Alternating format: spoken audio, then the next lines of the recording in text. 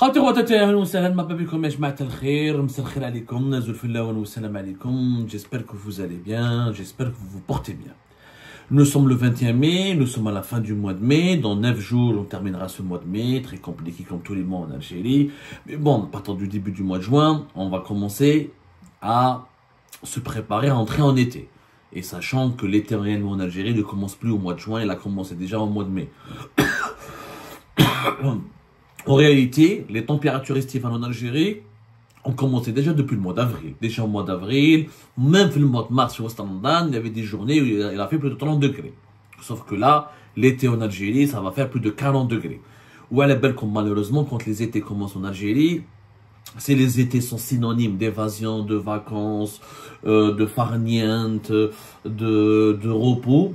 Dans les autres pays qui sont développés ou là, stables et riches, en Algérie, malheureusement, les étés sont synonymes de pénurie d'eau potable, de feux de forêt, de morts, de saturation des hôpitaux, de cherté de la vie, cherté des billets d'avion. Les étés en Algérie, c'est plus de problèmes que du bonheur, malheureusement. Justement, il y a un dossier qui résume, selon moi, à lui seul, et qui est vraiment le baromètre de l'incompétence des dirigeants algériens. C'est le dossier des fameux Canadair russes, les avions bombardiers d'eau que l'Algérie a commandé depuis 2021. Nous sommes là en 2024, nous n'avons toujours pas reçu nos avions dont nous avons cruellement besoin pour lutter contre les feux de forêt. Vous savez sans doute, vous ne savez pas, vous l'avez vécu, l'Algérie est aujourd'hui l'un des pays les plus meurtrés, les plus touchés, les plus gravement touchés par les dégâts des feux de forêt. Été 2021, une centaine de morts. Été 2022, une quarantaine de morts. Été 2023, une trentaine de morts.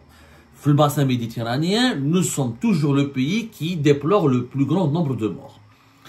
Dans le monde entier, on figure toujours parmi les 5 ou les 10 pays qui déplorent le plus de morts et là qui subissent le nombre de victimes le plus important au niveau des décès provoqués par les feux de forêt. C'est des tragédies. Chaque année, c'est des tragédies. Ça ne peut pas durer. Le régime algérien a promis de faire des efforts. Les efforts, c'était quoi? De renforcer les moyens de lutte contre les feux de forêt. Les principaux moyens dont nous avons besoin, dont un pays doit mobiliser pour lutter et limiter les dégâts des feux de forêt, parce qu'aucun pays au monde ne peut empêcher les feux de forêt. La Californie, le Canada, la Grèce, l'Italie, la Turquie, partout il y a des canicules. L'Espagne, la France, là il y a des épisodes caniculaires, il y a des feux de forêt. On ne peut pas reprocher donc au régime algérien d'empêcher les feux de forêt. On ne peut pas les empêcher les feux de forêt, parce qu'il y a le changement climatique. Sauf qu'en Algérie, on nous a dit que c'était un complot israélien et marocain. D'ailleurs, le régime algérien, il a abandonné cette version. On ne parle plus de complot. Maintenant, on commence à croire, on comprend de laisser des feux de forêt, parce qu'un complot qui se répète chaque été, c'est bizarre quand même. Ça n'a pas de sens. Il y a des feux de forêt partout à travers la planète. Là où il y a une véritable, des pics de chaleur, là où il y a des épisodes de canicule, là où il y a un impact direct du changement, du réchauffement climatique, il y a des feux de forêt. Donc, les feux de forêt, on ne peut pas les empêcher. Par contre, on doit mobiliser les moyens pour limiter le nombre des morts. Il n'est pas normal qu'en Algérie, que dans des pays comme la Grèce, l'Italie, l'Espagne ou ailleurs dans le monde, 5, 6 ou 2, 3 personnes meurent, alors qu'en Algérie, c'est des dizaines de personnes qui meurent. Nous ne sommes pas des mouches. On a le droit à la vie et les citoyens algériens, les Algériennes et les Algériens ont le droit, doivent préserver leur vie et on doit lutter efficacement contre les feux de forêt.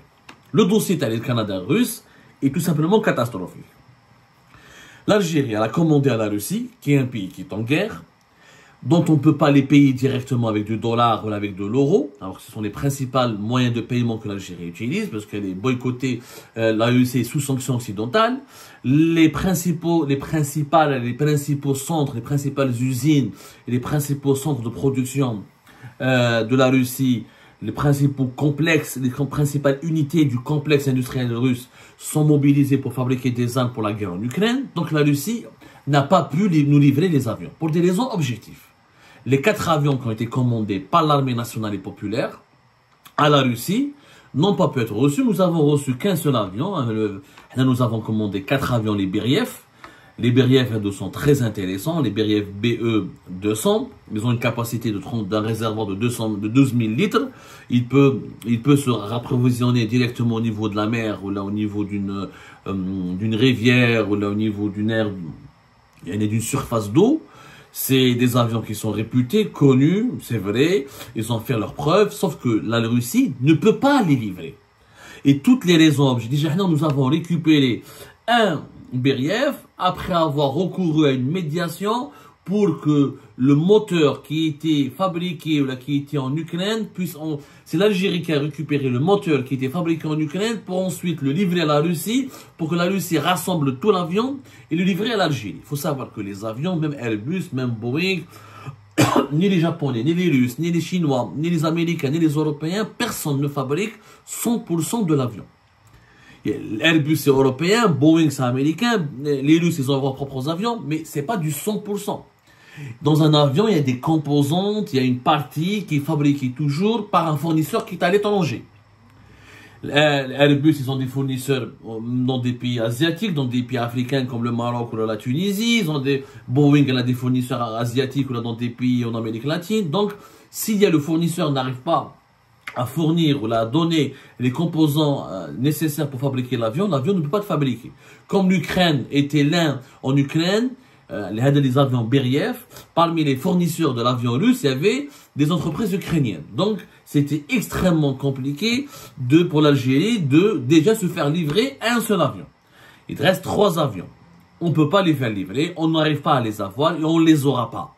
Clairement. Et malgré cela, l'Algérie ne cherche pas à se remettre en cause et ne veut pas trouver d'autres fournisseurs. Il faut savoir pourquoi l'armée, à l'époque, a pris l'erreur qui a été commise, c'est qu'on a confié ce dossier à l'armée nationale et populaire.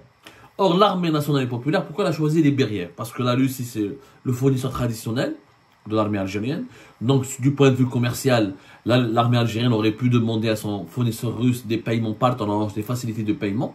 Et de deux, l'armée algérienne, elle a choisi cet avion russe parce qu'il a, quand on était, il n'y a pas de feu de forêt, l'armée aurait pu l'utiliser pour le transport des troupes maritimes ou là pour le transport de fret.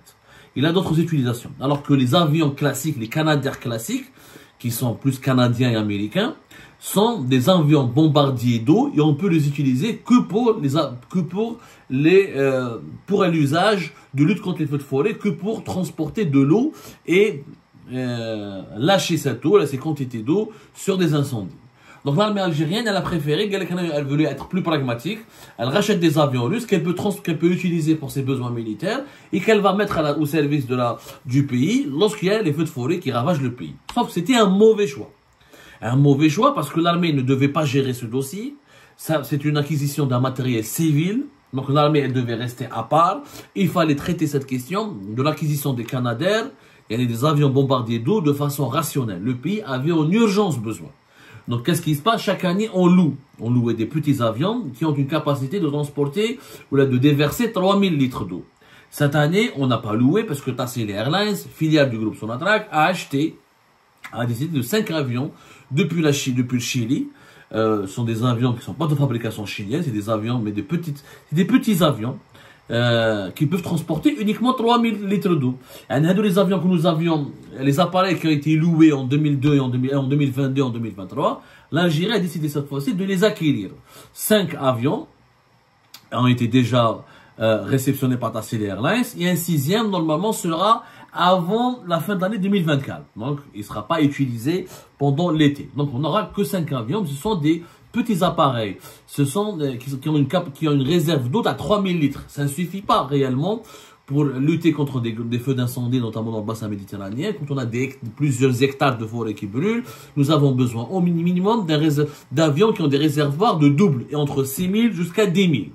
Les Canadair américains et canadiens ont des capacités ont des réservoirs d'eau de 6000 litres d'eau. Donc, qu'est-ce qui va se passer? C'est que l'Algérie va certainement louer encore. Donc, elle va louer, comme on était 2023, auprès de sociétés portugaises, ou italiennes, ou des petits avions. Mais ce sera toujours des petits avions. On appelle ça des Trust Aircraft, c'est des petits avions. C'est juste pour transporter, encore une fois, à moins de 3000 litres d'eau. Et cet été s'annonce, comme les étés précédents, extrêmement chaud et extrêmement risqué. Et malgré cela, le régime algérien continue à faire du bricolage. C'est-à-dire, voilà, on prend des hélicoptères, on transforme les hélicoptères de l'armée, on achète des petits avions et on attend toujours à ce que les Russes nous envoient les avions que nous avons commandés. Au lieu de cela, au lieu de perdre, nous avons perdu 3 ans. Maintenant, toujours nous avons eu des morts. Et c'est beaucoup de morts, une centaine de morts en 2021, une quarantaine de morts en 2022, une trentaine de morts. Et on est en compte, les feux de forêt ont tué plus de 200 personnes en 3 ans, ce qui est énorme. Il y avait des solutions. C'était quoi la solution? La solution, c'était d'acheter, de trouver d'autres fournisseurs. Il se trouve que les meilleurs fournisseurs d'avions de bombardiers d'eau sont les Américains et les Canadiens. Il faut savoir que les Canadiens, il y a une société très connue qui elle fabrique le Canadair.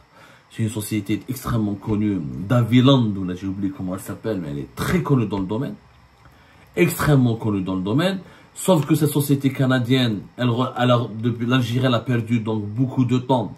Donc on ne peut pas, elle peut pas livrer, elle peut pas traiter avec l'Algérie parce que la Grèce, la France, l'Espagne, la Turquie, je crois, pas mal de pays ont demandé à ce que on fait des commandes et déjà l'année dernière, au moins 30 avions ont été commandés à cette société canadienne qui fabrique le Canadair.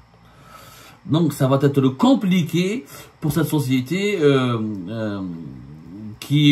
ça va être compliqué. C'est la société d'Aviland, une compagnie canadienne qui s'appelle d'Aviland.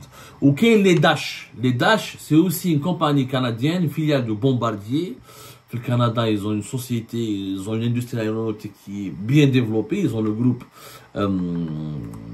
Bombardier qui fabrique des avions de ligne, des avions militaires, des avions civils.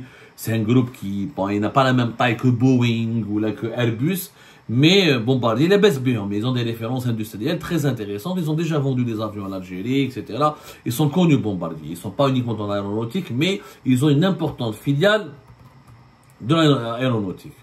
Les Dash Shadow, ils sont très utilisés et ce sont des avions qui sont des bombardiers d'eau. Donc,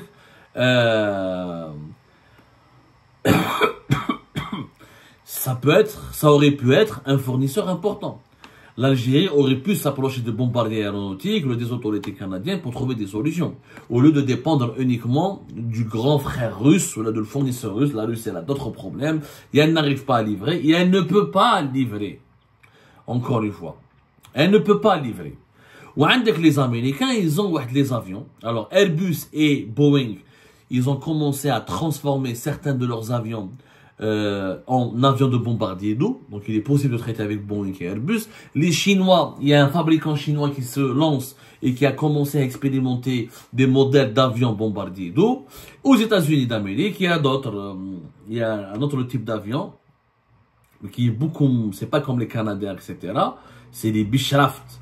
J'ai oublié comment on les appelle, les Beechcraft ou les Beechcraft, peu importe. Mais c'est un fabricant américain qui peut qui peut fournir aussi des avions bombardiers d'eau. Donc, et ça coûte cher. Il faut savoir que la location coûte cher. Par exemple, une location de, on va dire, 4 avions, t'as les 3000 litres avec un réservoir d'eau de 3000 litres. Une location, par exemple, de 4 avions du 15 juin au 15 septembre, sa facture, c'est quand même 6,2 millions d'euros. 6,2 millions d'euros. C'est quand même de l'argent. Il faut savoir, par exemple, les avions Dash, qui sont l'équivalent du Canadair, il faut savoir que ils sont loués à 12 681 € par heure de vol. Et par jour, c'est quand même 44 365 €. Donc, beaucoup de pays recourent à la location. Mais cette location, elle est extrêmement chère. Et si à chaque fois il faut louer, on va se retrouver à dépenser l'équivalent d'un achat. Un Canadair neuf coûte dans les 35 à 40 millions d'euros. Si chaque été il faut dépenser 6-9 millions pour louer, au bout de 3 ans, 4 ans, tu vois, le pays qui loue beaucoup d'avions, non, on va donner des petits avions, 4-5 sont pas vraiment utiles, il faudra louer 8 ou la 9, c'est les frais qui sont, les dépenses qui seront consentées pour financer ces locations sont l'équivalent d'un achat d'un avion neuf. Que ce soit Canadair canadien, ou là, le Dash d'un Bombardier, ou là, un fabricant américain, ou là, un fabricant chinois, etc. Donc, des solutions existaient. Sauf que les dirigeants algériens ont fait des erreurs. Ils ne veulent pas se remettre en cause. Pour eux, c'est l'armée qui doit gérer ce dossier. Voilà. C'est Beechcraft, voilà, Beechcraft pour les avions américains. Bon, sauf qu'ils sont assez grands. Au moins, ils sont utilisés pour des avions de liaison et de reconnaissance, mais ils ont été transformés on peut les transformer. Le fabricant américain est en train de les transformer pour les utiliser aussi pour les lutter contre les feux de forêt. À aucun moment depuis 3 ans, les dirigeants algériens ne se sont remis en cause. Quand on l'exemple, on dépend là, on attend la Russie. Les Algériens meurent chaque été et nous on attend à chaque fois que la Russie nous envoie ces avions-là. Et on le sait, ils ne vont jamais être livrés. Vous allez voir, d'ici 2028, même d'ici l'été 2028, vous allez voir que tant que la guerre en Ukraine n'est pas finie, l'Algérie ne recevra jamais ces avions-là. Ou la belle qu'elle va recevoir un deuxième avion dans 2 à 3 ans. Et en attendant les étés, on sera obligé de louer ou d'acheter des petits avions. Il y aura toujours des morts dans notre pays. C'est de l'incompétence. D'abord, c'est une ingérence de l'armée dans les affaires civiles. Les militaires n'avaient pas à s'ingérer de son dossier. Le matériel militaire, l'armée peut prêter ses avions, ses hélicoptères, etc. Mais elle n'avait pas à gérer un dossier civil. C'est normal, l'armée dit que je vais acheter les avions russes, mais je ne vais pas les utiliser uniquement pour déverser de l'eau. Donc j'ai besoin des avions russes pour payer par facilité. J'ai des solutions de paiement plus faciles, plus avantageuses avec la Russie. Et je vais utiliser les avions russes pour le transport de mes troupes. Or là, c'est pas la priorité, n'est pas l'armée. La priorité, clairement, n'est pas de transporter les troupes de l'armée. La priorité, c'est de sauver des vies humaines. Des vies humaines de nos compatriotes. Ce sont des personnes âgées, des enfants, des familles entières qui ont été ravagées, qui ont été décimées, qui ont été brûlées par les feux de forêt. Il fallait dès le départ que cette question de l'achat des avions soit gérée par un gouvernement, pas par l'armée. Et il fallait au moins diversifier les fournisseurs. Moi, je ne dis pas qu'il fallait pas acheter chez les Russes. Acheter 2 avions chez les Russes, 2 autres avions chez les Canadiens, on a chez les Américains. Ou là, tu traites avec Boeing, qui peut transformer, qui est en train de travailler sur des modèles d'avions, de bombardiers. Donc, il fallait diversifier les fournisseurs. Mais personne n'avait pensé à cette solution. Il fallait recourir à des négociations. Honnêtement, les États, faire du lobbying. Nous sommes un pays méditerranéen, il y a eu beaucoup de morts chez nous, on est plus exposé que d'autres pays, on aimerait bien recevoir ces avions avant l'Italie ou là avant l'Espagne, là où le nombre des morts est beaucoup moins élevé. Mais le régime algérien n'est pas capable d'avoir une vision, n'est pas capable de mener des bonnes négociations, n'est pas capable de tracer une bonne stratégie, n'est pas capable de faire du lobbying. Le dossier dans les Canadiens russes. Ça fait 3 ans maintenant, c'est la 3e année. On les attend. Et des morts. Et à chaque été, on pleure nos morts. On fait des enterrements et des milliers d'hectares qui sont perdus, qui sont décimés. Jusqu'à quand cela va durer? Ça doit cesser. C'est vraiment de l'incompétence et de l'inconscience. C'est inconscient de jouer avec les vies humaines, de compromettre des vies humaines juste parce que on veut, que t'as de l'argent. Là, on cherche des solutions de paiement avec les Russes. On a les réserves de change. Donc, si on a un avion, on ne peut pas acheter pour quelques centaines de millions de dollars 2 ou 3 avions. On a de l'argent. On n'est pas un pays pauvre. Je peux dépenser 40 ou 45 millions de dollars pour un Canadair. C'est pas grave. Si je dois dépenser le double, je dois dépenser le double. La vie humaine n'a pas de prix. Mais la manière avec laquelle a été géré ce dossier, comme je vous l'ai expliqué, témoigne d'une incompétence, d'un égoïsme et d'une inconscience de la part des dirigeants algériens. Et les prochains morts, j'espère qu'il n'y en aura pas, mais ça fait 3 étés où le réchauffement climatique, la loi maintenant est implacable, le risque il est là, il n'y aura pratiquement plus d'été sans feu de forêt à cause des canicules et des extrêmes des périodes de chaleur. J'espère qu'il n'y aura pas de mort, mais si des personnes venaient encore à mourir, il faudrait qu'on rende des comptes. Et les responsables de ce dossier, les Canadiens russes, doivent rendre des comptes, pour ne pas dire doivent être jugés. Et je ne sais pas s'ils pourront dormir la nuit tranquille, avec une conscience tranquille, parce qu'ils sont en train de jouer avec des vies humaines, au lieu de chercher des solutions alternatives plus efficaces et plus rapides.